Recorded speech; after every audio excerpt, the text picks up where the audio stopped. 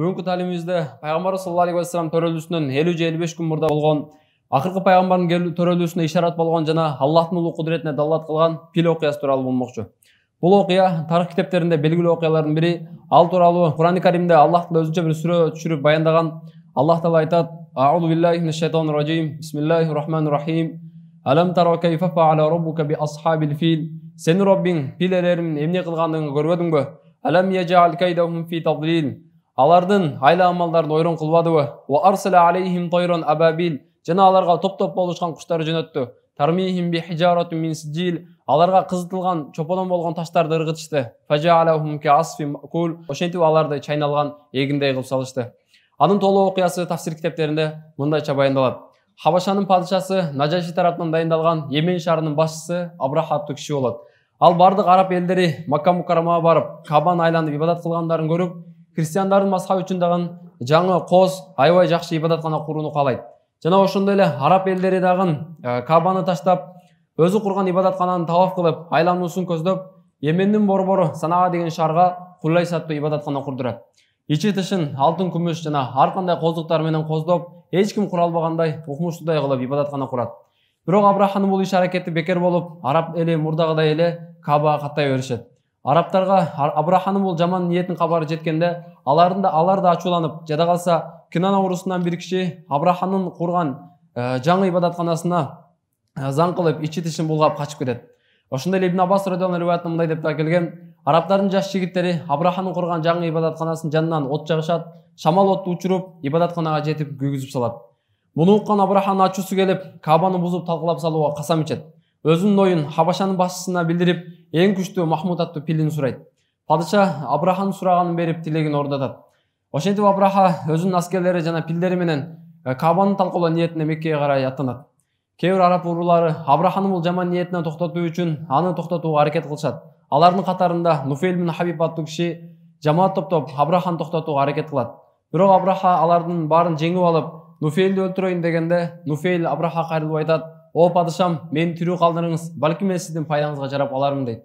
Ошондо Абраха аны аман калтырып, аны жол көрсөтүүчү кылып дайындап алат. Ошентип Абраха өзүнүн аскерлери менен Меккеге жетет. Меккенин жака белинде меккеликтердин мал жайылып жүрчү. Абраханын аскерлери аларды кармап алышат. Алардын ичинде 200тө сүйүктүү пайгамбар саллаллаху алейхи вассалам чоң атасы Абдул-Мутталибтики эле. Ошол убакта Абдул-Мутталиб Курайш урусунун башчысы жана Каабатуллахтын жетектөөчүсү болчу. Аларга Абраханын кабары жеткенде Абдул-Мутталиб Курайш элин чогултуп мындай деп жар салат: "Коркпостон Меккени бошоткула. Каабаны эч ким жыга албайт. Ал Аллахтын үйү, Аллах өз үйүн өзү сактайт" дейт. Андан кийин Абдул-Мутталиб Курайштын бир канча башчыларын агып Абраха менен жолугууга барат. Абраха Абдул-Мутталибти жакшылап тосуп алат. Аллах Таала сүйүктүү пайгамбар саллаллаху алейхи вассалам чоң атасына ажайыптуу сулуулук жана сүр берген болчу. Көргөн адам андан сүрдөнөр эле. Абраха Абдул-Мутталибти көрүп сүрдөнө кетип, ага сыйлуу мамиле кылып, сый-урмат көрсөтөт. Ал өзүнүн таксынан ылдый бир да адам менен барабар олтурушту ылайык көргөн эмес эле, бирок Абдул-Мутталибти урматтап, тактан түшүп, жерге аны менен бирдей олтурат. Сүйлөшүп олтуруп, Абдул-Мутталиб өзүнүн төлөрүн сурайт. Абраха аябай таң калып: "Өтө таң калыштуу. Сен өз уруңдун башчысы болуп туруп, өзүң төлөрүң жөнүндө сүйлөшөсүң да, ата бабаң сыйынып келген Каба тууралуу сөз айтпайсың" дейт. Ошондо Абдул-Мутталиб: "Мен төлөрдүн ээсимин, ошондуктан төлөрдү сурап жатам. Ал эми Кабанын ээси Аллах, ал өз үйүн өзү сактайт" деп жооп берет. Абдул-Мутталибтин бул жообун уккан Абраха бир канча убакыт унчукпастан сол кете чүп ойлонуп калат. Анын аскерлери тартып алган төлөрүн кайтарып берет. Абдул-Мутталиб төлөрүн айдап Меккеге кайтып, бардык төлөрүн Каба үчүн назыр кылат. Бир топ адамды өзү менен кошо Кабанын эшигинин алдына барып мындай деп дуа кылат: "О Аллах, бир пенде да өз жайын сактайт. Сен да өз үйүңдү сактагының. О Аллах, алар аскери жана пилдери менен сени харам мечитиңди талкалоо үчүн келишкен. Сенин улуулугуңду эске алышпады" дейт. Абдул-Мутталиб дуа кылып бүткөн соң өзүнүн жолдошторун алып тоого чыгып кетет. Абраха өзүнүн аскерлери жана пилдери менен Кабаны кулатууга даярдык көрөт.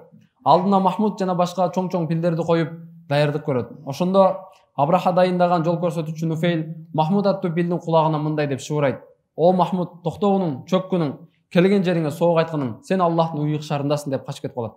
Ошондо Махмуд Каба тарапка жүздөнүүдөн коркуп, басуудан баш тартат. Башка тарапка жүздөнсө чуркап, ал эми Каба тарапка жүздөнсө басуудан баш тартат эле.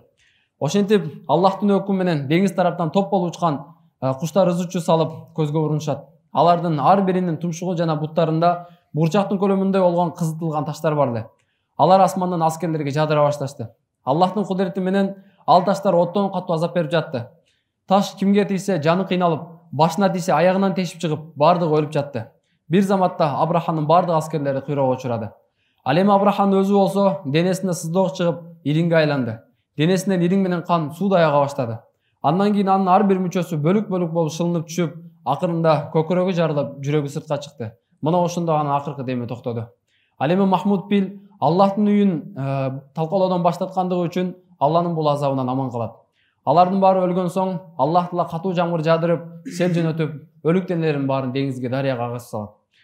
Бул пил окуясы акыркы пайгамбардын келүүсүнө ишарат жана кайыптагы жарыя эле. Курайштан бул кайыптан берилген жардам жакында бул аламга келүүчү акыркы пайгамбардын урматына болгон. Себеби ал анын коомунан эле. Аллах Таала Курайшке жардам бергендиги бул адатка каршы нерсе болчу. Себеби дин жагынан Хабашчы жана Йемендин падышалары Меккелик Курайштерге караганда Аллага жакыныраак эле. Курайштар бутпараст жана мушрик болсо, Йемен жана Хабашалыктар китеп ээлеринен эле. Ачыктап айтканда, алар Иса алейхиссалам пайгамбардын динин карманышат эле. Андыктан мунун баары пайгамбар саллаллаху алейхи вассалам берекетинен жана жакында дүйнөгө келүүсүнө сүйүнүч кабар эле.